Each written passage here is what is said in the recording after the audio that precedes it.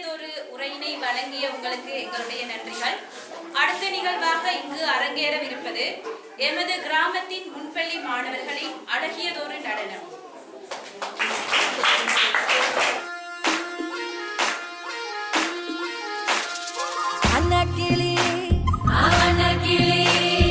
அன்னக்கிளி சாஞ்சாடிரா சாயக்கிளி அண்ணனடா மின்னாலிடா முன்ன வந்தாளே புது வெக்கம் வந்து மாமா இப்போ சொக்கி நின்னாலே